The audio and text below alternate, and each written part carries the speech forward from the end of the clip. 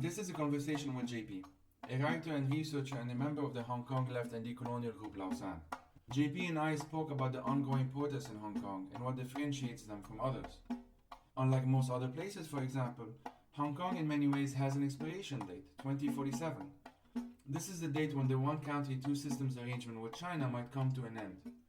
This gives an urgency to the protest that is very difficult to imagine for those of us who don't come from this context. In this episode, JP talks to me about the causes and implications of the ongoing protests in Hong Kong. Is it a good thing that they remain leaderless? What does it mean to be a Hong Konger today? And is there room for an expanded and more inclusive definition? How do we start thinking about transnational solidarity and non-sovereign revolutions? You can find an associated blog post to this episode on the website, with a lot of essays and articles for you to read if you want to inform yourself on Hong Kong and its global implications. Okay, here's my conversation with JP from Lausan.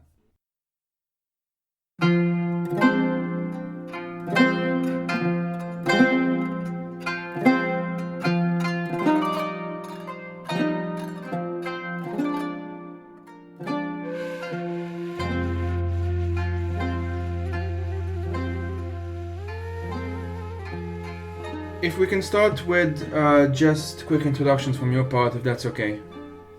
So I'm JP. I'm a member of Lausan, which is a collective of writers, researchers, activists, and artists from Hong Kong and its diasporas. And we're interested in sharing decolonial and left perspectives on Hong Kong. And yeah, thank you for having me on the podcast. I'm excited to discuss the Hong Kong protests and all the issues related to it here. So can we start with contextualization of the ongoing protests? Like, what makes these different from previous ones? Because obviously Hong Kong has seen a few in the past. Were there any signs, maybe in the first weeks or months, that indicated that, this time was different or that kind of thing? And if we can also kind of speak about what are some of the things that you think are being missed on the international scene, or what's missing in this international conversation when it comes to Hong Kong? I think the protest movement that started in June, or more technically, I guess, in March, but large-scale protests broke out in June of 2019 in Hong Kong, were against the extradition bill that would allow anyone from Hong Kong or living in Hong Kong to be extradited to mainland China, which has a very notoriously corrupt criminal justice system.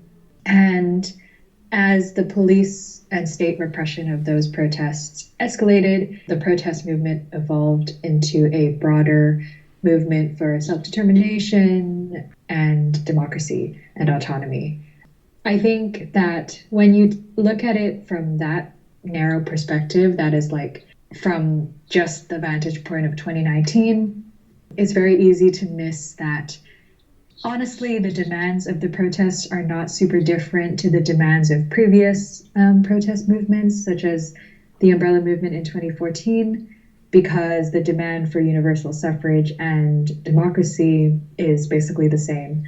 More broadly, I think the ongoing protests, which have now taken a bit of a backseat because of the coronavirus, but actually over the weekend broke out again, resulting in a lot of arrests, is all rooted in this longer-term struggle against this perceived erosion of the autonomy of Hong Kong on both legal, political, economic, and social fronts. So the character of the protest movement this time around is quite different in the sense that the strategies and tactics, for example, are quite different to 2014. In 2014, we saw large-scale occupation for about 3 months of the city's central arterial areas. But this time around, we've seen a lot more diversification of the tactics in terms of there's street protests, widespread mobilization in different industries and professions, and outpouring of creative art and music and song, and people working in a lot of different mediums to make their voices heard. A lot more international outreach and attempts to frame the international conversation and coverage about Hong Kong.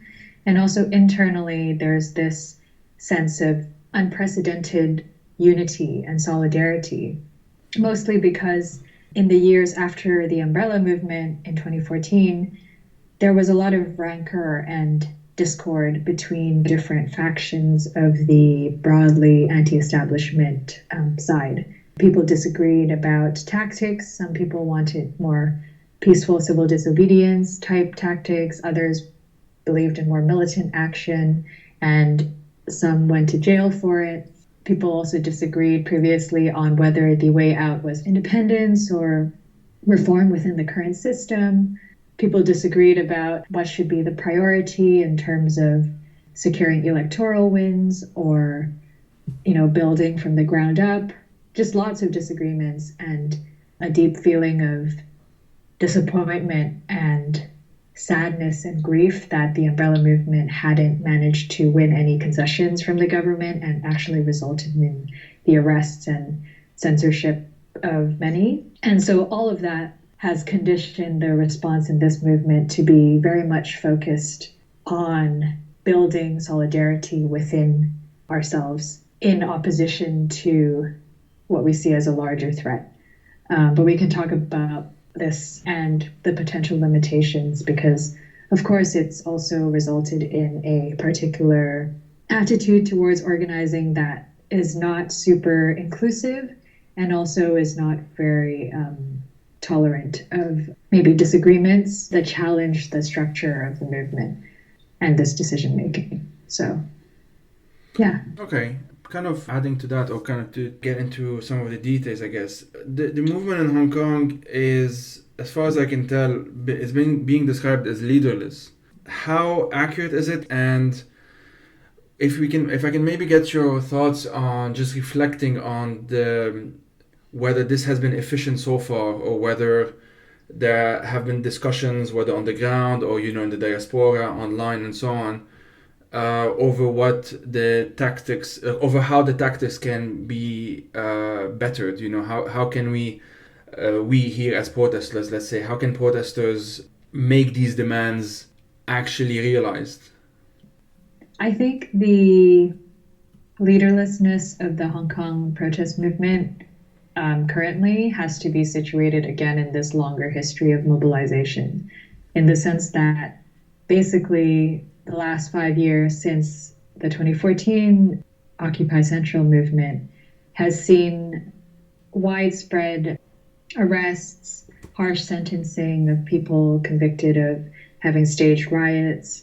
All the leaders of the movement in 2014 and also different protests for land rights and also some advocates of independence were sentenced to really long prison sentences for engaging in protest.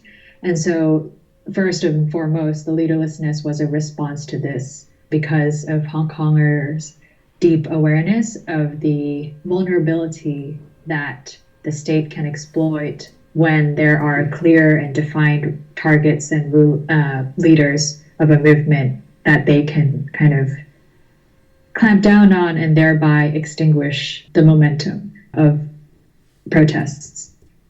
And so with this in mind, I think the original idea of having quote unquote no big stage, which is our kind of word for no big leader or no centralized organization coordinating the protests, is so that we can distribute the risk and vulnerability wider. And it also informs how many of us organize anonymously online without any knowledge of each other's professions, names, personal details, because at the end of the day, we know that the state will eventually, and is already starting to, act and enact repercussions for people's political resistance. But then I guess on the second level, on a different level, apart from this, I guess, negative reaction to the previous protests, leaderlessness is also, at least for me and some other people I've spoken to, a way of creating a non-hierarchical and truly democratic system of organizing that's founded on a concept of mutual aid and mutual solidarity. Because I think in order for a leaderless movement to be successful, there has to be somewhat of a trust and faith and good faith that people have in one another, to trust that they will have the same principles and have the same target, but also that they will not sell you out. And this is kind of the second big aspect of the protests, not only leaderlessness, but also this idea of unity. We have this state slogan, I guess, or principle of the movement, that's something translated to like no severing ties, no condemning, and the literal translation is no cutting the mat, but that basically means like no criticism. And that's because we know that infighting and internal discord actually has such an impact on the effective and real strategic and material unfolding of any protest movement. And so on the basis of like good faith and trusting in one another and believing that no matter what strategy we employ, whether that's like people's decision to make art or music or fundraise for like medical and legal supplies or like militant clashes on the street with the police, we're all united by the same goal. And so we don't need a single leader to tell us how we achieve that goal. And so in many ways, I think the Hong Kong example is a really powerful example because it shows the power of a public when it's, you know, truly on one hand backed into a corner with no other viable alternative than to organize in the shadows and organize anonymously. But on the other hand, it's a real refreshing corrective to this individualistic, in many ways, like neoliberal transformation of activism into a point-scoring, self-image-oriented practice that I so often see in European and American and general, like, Western movements, because it's definitely explicitly organized against a cult of personality. And that's what has given it such longevity, because people tap in and out, but there's this general momentum to continue. Sorry for that very long response. No, not at all. I was actually, like, while you were talking, I was thinking of the case in Lebanon, because we had fairly sizable protests in 2015. Back then, the fundamental flaw, which, I mean, I think is generally agreed upon now in retrospect, is that it was way too centralized. It was not just centralized in Beirut, which is problematic in itself, but it was centralized in the sense that it was actually organized by a handful of individuals. Mm-hmm. And I was actually part of the organizing committee, so to speak, in its early weeks, even though my role wasn't particularly important. And it was one of those flaws that I think when 2019 hit, when the October 2019 protests hit, it's almost like we instinctively understood as well that, like, basically this should not happen anymore. And any time since then that we've had attempts either by the government to appoint representatives of the movement, or by the media for sensational reasons to also decide that this person, that person is for some reason a leader in the movement, you've always had lots of people, protesters especially, basically rejecting that. And so far, it hasn't stuck there. There's no leader of the movement. It doesn't mean anything to say that there is any leader in the movement, which I think is definitely a plus. What I haven't seen yet, and it's very interesting that there is this explicit act, I guess, because at the end of the day, it's a like you said, that there's an explicit instinct, I guess, against this kind of tendency, which I find very, very interesting. And I think it definitely speaks to why the protests in Hong Kong have definitely inspired many of us elsewhere. I had a question about, so it's kind of related to that to a certain extent, but so the November elections that passed, we've seen correct me if I'm wrong, but an unprecedented rise in quote-unquote pro-democracy, in the pro-democracy camp. victories in those elections. Can you explain? Can you kind of talk a bit about that? Explain, like, why does that matter? Why is it something that we should be paying attention, if yes or not, etc.? I think the media attention on the 2019 Hong Kong District Council elections was actually quite over optimistic and exaggerated. And that kind of stems from a basic lack of understanding of the Hong Kong political system. Because even though the elections saw first, like, an unprecedented contesting of all of the constituencies, of which there are 452. Yeah, there's 452 constituencies, and I think most of them, if not all, were contested. And the pro-democracy camp broadly, like, won an incredible majority, and also there was an unprecedented turnout.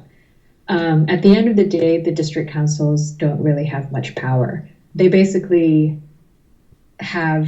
the councillors basically sit on committees where they discuss the livelihood issues of Hong Kongers, but there's no real power to create policy. It's mostly the implementation of existing policies that are devised for them by the Legislative Council, which is a different council and whose elections are happening this year, likely in September if there's no delay. So in one respect, the district council elections were very important because they were basically a litmus test for the strength of the pro-democracy, kind of protest movement majority, because basically one of the arguments of the pro-establishment camp was that there is this amorphous, like, silent majority that secretly did not support the protests at all and wanted them to end. But this result laid to rest this idea and showed that actually it's not just young people, it's not just protesters, it's not just, like, particular groups of people in society who support the protest movement, but actually a massive majority. But at the same time, like, Hong Kongers themselves, we know that it's a very limited victory within a very, like, flawed system. If any election is important, it's going to be the Legislative Council elections this year, because if the elections return a pro-democracy majority, then they will actually have the power to, like, veto repressive laws. And there are many, like, laws in the works, such as, like, the dreaded National Security Law, Article 23, that triggered mass protests in 2003. There's fears that it may be reintroduced because of the protests, and a pro-democracy majority will be able to counter that. Also, like, big infrastructural projects, like this plan to, like, build a new island and reclaim the land, which is obviously terrible and for the environment, but also completely unfeasible and economically detrimental to the city. But at the same time, like, even if a pro-democracy majority is returned by the series of elections, it can be easily negated, which is what happened in 2016, which was the last series of elections, because the government basically disqualified 6 lawmakers on the basis of a, like, made-up technicality, and then reduced the pro-democracy camp's majority so that it didn't exist anymore. And then it was able to, like, push through this extradition bill. So it's all within this, like, I think elections in general are a very, like, limited sphere of mobilization for Hong Kongers, because we recognize that the system within which we exist is already so flawed and structurally problematic. And this is not even to mention, like, the whole, like, functional constituencies where particular professions like financial industries have a greater proportion of say in financial members of the financial services industry have a greater say over who gets to represent them and how many representatives they have in the functional constituency system than, say, like, teachers. That aside, like, the electoral system is just fundamentally very flawed. And it's easy for the Western media and for media in general to latch on to so-called successes in electoral politics as a sign of a success, but I think Hong Kongers are a lot more cynical of that. Okay, well, I mean, it's unfortunately inevitable. You did mention it in the beginning that the coronavirus epidemic has reduced numbers, at least temporarily. I've seen some articles, including, if I'm not mistaken, on Lausan about, I mean, besides the I guess inevitable panic that we've been seeing among people, which is a global thing, it's been manifesting itself, at least in some cases in Hong Kong, with this anti-mainland Chinese xenophobia. How are activists, anti-authoritarians in general, and others, how are they trying to navigate this problem and tackle it? I guess I first have to say that this has been a very difficult conversation, even in my personal experience, because it's entangled with so many threads of discussion. Like there's the legitimate public health concerns and the efficacy of containment and quarantine measures that we don't know except by counterfactual arguments. And of course, like racialized health discourses. But on the other hand, also like legitimate trauma from SARS in 2003 and the trauma of basically Hong Kongers being abandoned by their government, given that the government has failed to provide adequate medical supplies to the people and adequate information about what's going on, and basically refusing to listen to medics, like Hong Kong medics' concerns in a legitimate way, such that in my own example, like my family lost someone in SARS in 2003, and then I've been trying to like mail them supplies from abroad because there's just a shortage of everything from like toilet paper to masks, like surgical masks, to antiseptic, like alcoholic sanitizer, because there's just no government supply, and people have had to resort to like international donations and sourcing to rectify something that in a city with an incredible financial reserve and connections to the world should not be a problem. People shouldn't be like scrounging for regular medical supplies. So I think this whole coronavirus epidemic has been an important, maybe, I guess, litmus test again for what some have called the dark side of the protest movement, like you were saying, anti-mainland Chinese xenophobia, and how anti-authoritarians and leftists and principled supporters of the movement, but also of like a genuine quote unquote revolution of our times in Hong Kong, can actually locate our pain and trauma not in the people who suffer under governments, but the governments and the apparatuses of state violence themselves. Because I think the worst part of this discourse, like internationally about coronavirus, and also in Hong Kong about coronavirus, that has led some shops to like exclude people who speak Mandarin Chinese, or who have perpetuated, like activists, people who have perpetuated really like anti-mainlander xenophobic comments.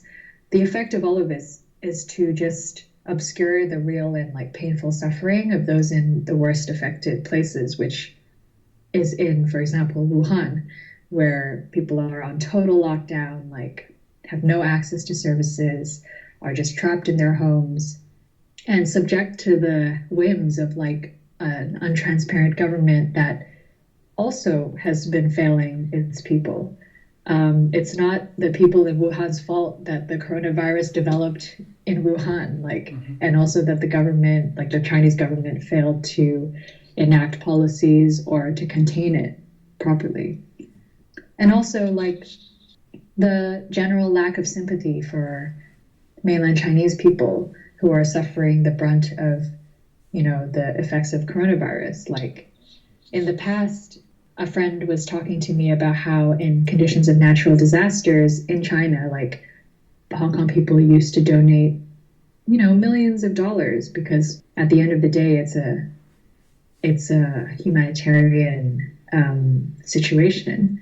But this time around, there's very few of that. There's very little of that, and very little sympathy or solidarity with people on the mainland who are resisting the Chinese state's lack of transparency. Like after the death of the doctor who was the whistleblower on the disease, Dr. Li Wenliang, there was this period and ongoing, I think, of resistance, people organizing vigils all around the world to commemorate his death and to issue like 4 demands, including like freedom of speech and expression and,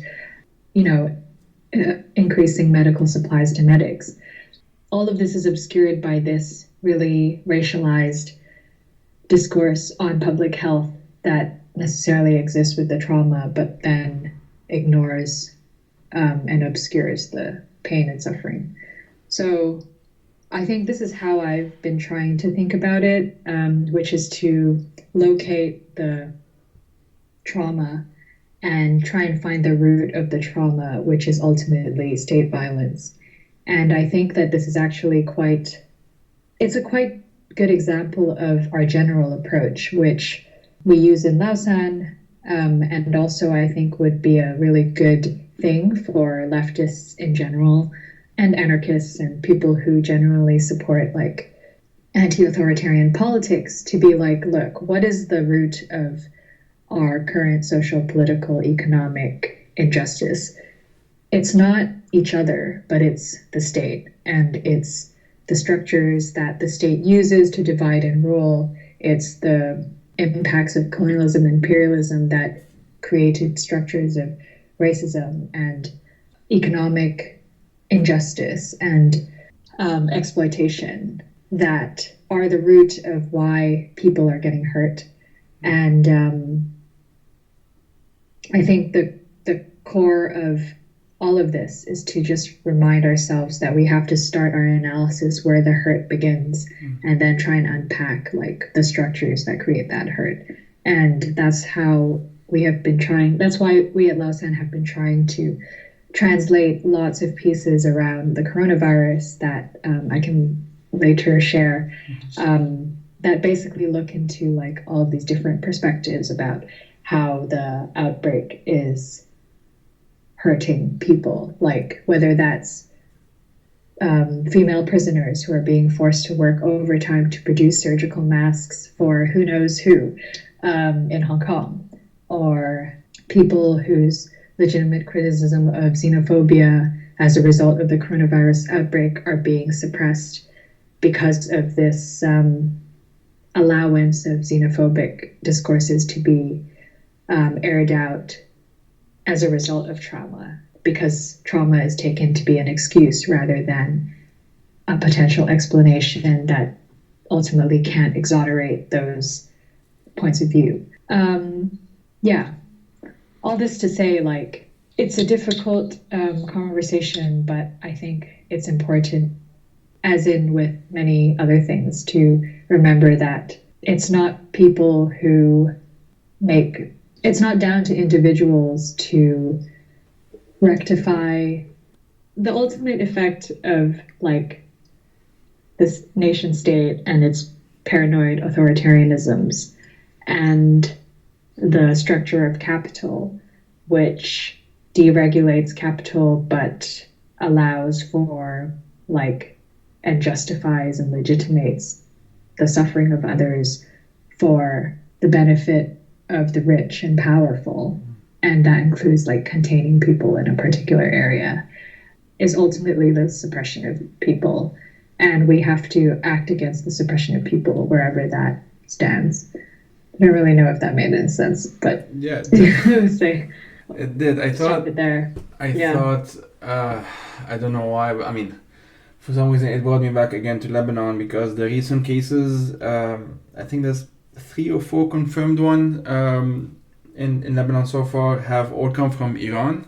And so because Iran is not necessarily from Iranians, it could be Lebanese who went to Iran and came back, but because of the specific positionality, I guess, of the Iranian state, which for many Lebanese is viewed through the sectarian lens, that it is itself a promoter of sectarianism and imperialism in Syria and Iraq, and to a certain extent in Lebanon as well, that this has translated itself into, well, essentially anti-Iranian xenophobia. I see this intersecting a lot with generalized fear, which is not to excuse it in any way, but I'm simply trying to see, for example, that the panic usually starts when people realize that it's not the fact that they're coming from Iran, it's the fact that they're coming from Iran and there's no one at the airport checking them, having basic health checks, which is supposed to be required to prevent the spread of something like the coronavirus. And this just translates itself, instead of anger towards the Lebanese state in this case, which is supposedly the one responsible for the airport, obviously, it gets translated sometimes into anti-Iran xenophobia. And I see this, it is not new, it's preceded, it's not just preceded, it's still continuing, the anti-Syrian xenophobia and racism and anti-Palestinian, which for some is they basically evoke the Civil War days to either accuse Palestinians of all being armed militants or to accuse Syrians of all being secretly part of the Syrian state, which was an occupier in Lebanon, and so on and so forth. And it just gets muddled. And the irony, or the tragedy, I guess, is that the vast majority of Syrian refugees in Lebanon are refugees fleeing the Syrian state, the same state that previously occupied Lebanon, the son of the same person.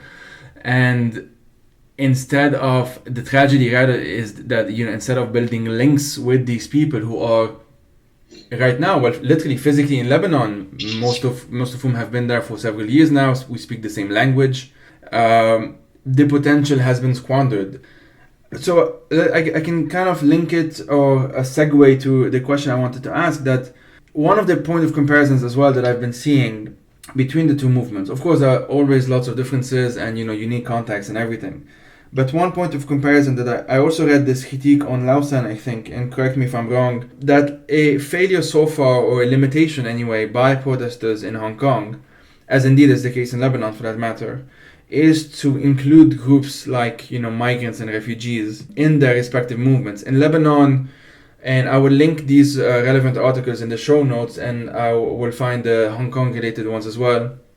It has led some migrants and refugees to feel alienated from the movement. I actually co-wrote an article with a Syrian friend, a comrade, a fellow protester, who in the early weeks was protesting, and then at some point stopped because she felt that the attention on her was too much. Like, she couldn't be too visibly Syrian, if you see what I mean. Like, she couldn't speak Arabic because then you might know from the accent that she's from Syria and not from Lebanon, and that kind of, she becomes hyper visible basically. So she had to, for some time, accept to be the opposite, to be invisible. And at some point, obviously, that demotivated her and she stopped participating. And I heard the same thing from Palestinian friends and from migrant domestic workers, who tend to be Ethiopians, Sri Lankans, Filipinos are the three dominant nationalities, but there are also from other places, and who are, it's a very gendered category because the overwhelming majority of them are women. They have not been included at all. The only time I've seen so far is the few protests by feminists who try to be generally more intersectional, and they would include them in those chants if you want. So yeah, if I can get some of your reflection on this topic, I know it's very difficult, and I'm not really expecting you to tell me, well, this is the solution or anything like that. I'm just curious as to the extent that you've thought about this question. How have you thought about it, and what are some of the maybe conclusions that you've come out with? I think the main way I've been thinking about the politics of inclusion in social movements is to move away from this more liberal, like multicultural argument for inclusion, which is basically that we need to expand our category of who is a X person. So in our case, who is a Hong Konger, and therefore who is a legitimate interlocutor in the protests. Because I think this logic is still trapped in this broader logic of who belongs, who deserves to belong, and inevitably, if some people belong, then others must not belong. And that's for me a very it's a bordered logic, of course, because it necessarily separates who's in and who's out, even though it demands a wider version of who's in. And for me, it's also a very carceral logic because it basically posits the people in the out group as disposable or not necessary or fundamentally beyond redemption. Yeah. And in my personal experience, I think that kind of politics is extremely hostile and not helpful, especially in a context where we operate in such a difficult set of circumstances with a shared fate. Our fates are tied together as people living in Hong Kong, a fate that was decided for us and not with us, and in very particular historical circumstances, post-colony, new imperial situations. I don't think reverting to a bordered carceral logic is going to save us. Instead, I've really taken to heart this idea of our slogan for this movement, which has been reclaimed, to be fair, from a pro-independence and often criticized to be somewhat nativist activist, liberate Hong Kong, revolution of our times. I really take seriously this idea of revolution of our times, because I think it encapsulates this need to reimagine our future. And the Puerto Rican scholar and activist, Yarimar Bonilla, basically writes about how imagining a non-sovereign politics that is like a politics not based on logics of inclusion and exclusion on the nation state, that is instead focused on solidarity on the basis of shared material conditions, is a true future logic that we can aspire to. But also that imagining is an incredible act of courage, because you're basically trying to imagine something into being without it existing yet. And so I think Hong Kongers are on the way to doing this, even though they may fall into settled patterns of existing logics. And that theoretical argument kind of hopefully will shed some light on this example, which is, for example, the movement's interaction with ethnic minorities. So I guess when you asked this question, I was thinking about the Hong Kong protest movement's relationship with basically ethnic minorities in Hong Kong, which are predominantly South Asian, Southeast Asian, migrant domestic workers, refugees, asylum seekers, many of whom have been in Hong Kong for generations, but who have been historically excluded in many respects from the education system, from political positions, from many different structures in society by the majority Chinese, Hong Kong Chinese population, but also the British colonial, white administration up to 1997. At the beginning of the movement, there was not much awareness of the need to involve ethnic minority people. And of course, I'm conscious that even the term ethnic minority is a bit problematic, but that's the term that is generally used rather than people of color or something like that. But there was very little awareness of the need to include ethnic minorities in the movement from the majority Hong Kong Chinese side. Mostly out of ignorance. I don't think out of blatant exclusion, but of course that is in itself a form of racism and exclusion. So there's that. And then basically there were some attacks by triads or like gangs on pro-democracy activists. And some of these were reported to be South Asian people who had enacted these attacks. At the very least, like subcontracted by triads to do so. And so there was this moment where people, potentially agents provocateurs, but also just, I think, people in general, anonymously called on people to like vandalize Chungking Mansions, which is a building made of many shops and restaurants owned by like South Asian, Southeast Asian, African, and other ethnic minority people in Hong Kong. In that moment, it was really interesting because basically lots of Hong Kongers and also ethnic minority Hong Kongers started to interact and to engage in like a dialogue around like racism and how we need to redefine what is a Hong Konger. And then there were some solidarity actions, like people created a Protect Chungking Mansions campaign, and then people at Chungking Mansions like handed out water to protesters. And then soon after, there was a police clearance operation on the protest, and the police used a water cannon against Kowloon Mosque, which is basically the biggest mosque in Hong Kong. In the aftermath of that, many like ethnic Chinese Hong Kongers went and wiped the dye off the mosque, and then there was this another moment of like discussion and like solidarity.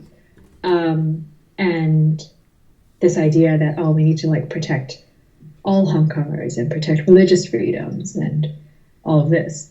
And so like if we take back like that theoretical discussion that I had earlier, we can situate this in a broader, like we want to expand this idea of the Hong Konger to include ethnic minorities.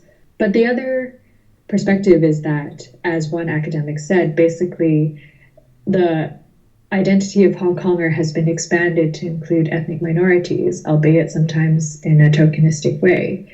But that has been used against mainland people, like, which is a very weird reversion of the border logic now to include more people, but also to exclude more vociferously other people. And we saw that from like more nativist protests against like people, like women who were alleged to be sex workers, instead of like criticizing the policies that were the root of like these alleged sex workers, like noise nuisance issues. Contingent solidarity is not really solidarity at all, as we know, as like principled activists. And so I think we have to be better at mobilizing again against the heart of what causes the suffering that people experience, whether that's extrajudicial attacks or suppression of like freedoms of assembly and association, and just generally look at the source, which is again like state violence and the maintenance of Hong Kong's state of like quote unquote stability and prosperity that necessarily demands no protests and no mobilizations. I want to highlight the case also of the deportation of an Indonesian journalist and migrant domestic worker, Yuli Rizwati, who was detained in horrific conditions in Castle Peak Bay Immigration Detention Center and deported after she reported on the Hong Kong protests. And basically the response to that was quite lukewarm from the general public. And that really showed how contingent, I think, the majority dominant Hong Kong public solidarity is. And I think we can all kind of do better. Okay, so my last question is the most philosophical one, maybe, I don't know. But you had mentioned this academic that whose book I read and I quite like. So Akbar Abbas, his book is called Hong Kong, Culture and the Politics of Disappearance. And he speaks of Hong Kong as being, and I quote, a port city that used to be located at the intersections of different spaces, which, and I quote again, will increasingly be at the intersection of different times and speeds. So the question of time really interests me here because There are two dates, especially in the past, that seem fairly relevant. Obviously, 1997 is the big one, and then the other one being 1989 in Tiananmen Square.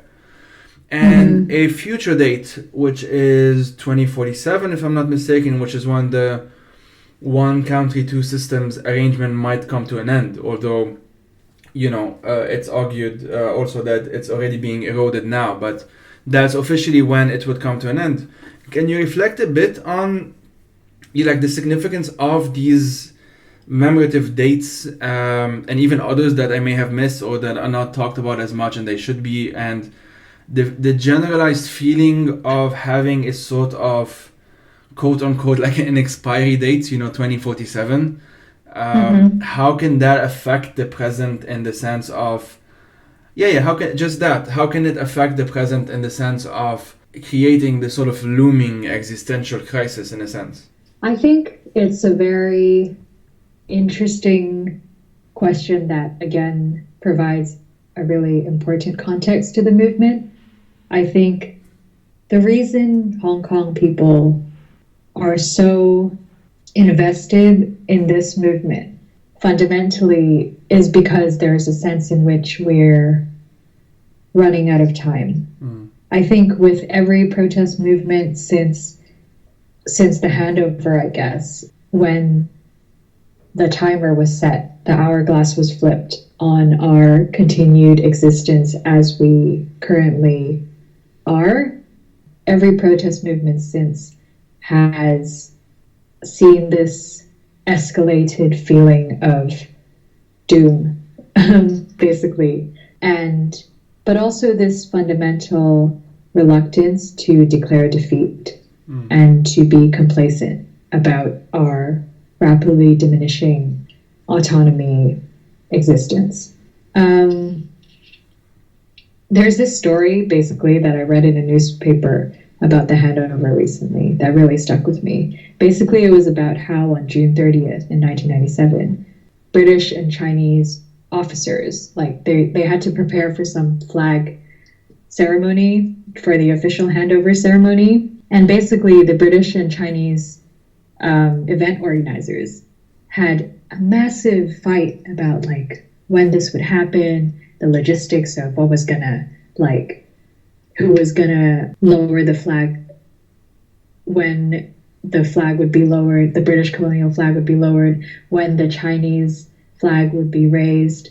And this, of course, is important to note that Hong Kong people were excluded out of the negotiations of the handover in 1997, the negotiations happening prior to the joint declaration that was signed in 1984 between the British and Chinese governments. So Hong Kongers were already deprived of a voice and agency. But even in the last moments of this handover ceremony, these proto-nationalist, rituals, British and Chinese officers were still fighting about who would get to do what first and at what time would they do it. And so at the end of the day, there was basically this plan to raise the Chinese flag at immediately midnight, because basically the Chinese side apparently couldn't bear for Hong Kong to be a colony for a minute longer than was agreed in the lease.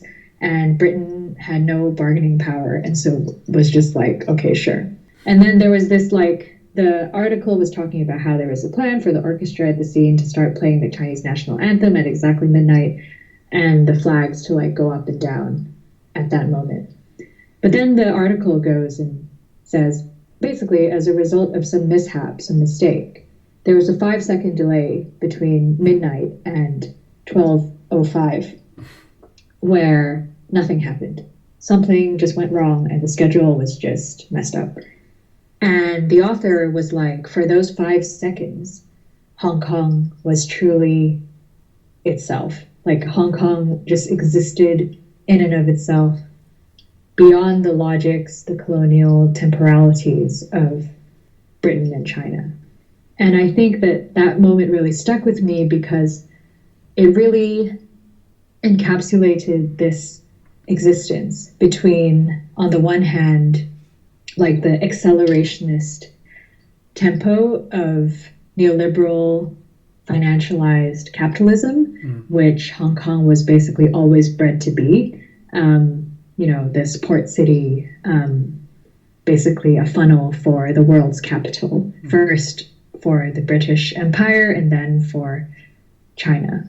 And on the other hand, Hong Kong's situation between two colonial, national, temporal logics, in the sense that on one hand, when 1997 happened, Hong Kong was abruptly pulled out of the British nation and therefore removed from that national narrative, which it had basically grown up in since the beginning of its existence, after Britain gained the lease to Hong Kong and the new territories. And then Hong Kong was thrown into this other national logic of this progressive integration into Chinese sovereignty through this 50-year period that we're now in.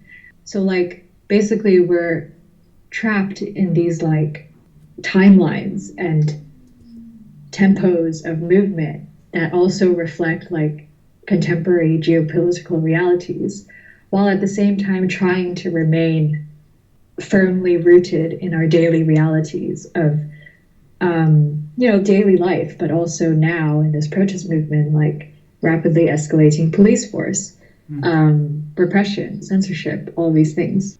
And I think all of this fundamentally gives us a very heightened sense of the stakes, because living with an expiry date looming overhead, and I do think that it is an expiry date, really makes people think in very black and white terms and in very all or nothing terms. And it's one of the saddest and most tragic parts of being from Hong Kong and living in the city and feeling committed to it, that we can't ever imagine ourselves beyond these set logics that we never had a part in forming. And of course we can say that, people all around the world have never had a choice in the conditions that they were born in, especially in post-colonial places. And I think in this way, there are many resonances between our situation and those of other struggling peoples around the world. But I think it's a very specific situation that we're in, where we're expected to, as a matter of time, just integrate or be assimilated or to just come under another country's sovereignty. But in this interregnum, I think it's an ample opportunity for us to recalibrate what we see as revolution and liberation for ourselves. Because clearly the sovereign logic of nation states has not served us well. And Hong Kong independence is also not exactly a viable option, but also it's not necessarily a desirable option. I think we have the capacity, and we have shown through this protest movement, through our ability to be self-sustaining and to mobilize in support of one another, even though sometimes that may be flawed, that we have the makings of a political community that can imagine beyond the exclusionary logics of the nation state. And we can really take these logics of mutual aid and solidarity to their full extreme, and thereby reimagine a future for ourselves. And I think that's the thing that is the most exciting and heartening and amazing thing about our movement. And of course, in saying this, I think we have a lot to learn from Lebanese activists, we've discussed previously, but also people who are theorizing forms of existence outside the state and the nation. So, for example, Palestinian activists or Kurdish activists, people all around the world who are imagining ways of being in community without subscribing to bordered carceral logics that ultimately uplift the interests of state and capital. So it's an exciting time, even in the worst circumstances. So I think that's an excellent way to end this conversation. Thank you a lot, really. Thank you a lot for this conversation. That's okay. Thank you so much for letting me share my thoughts. I'm really grateful.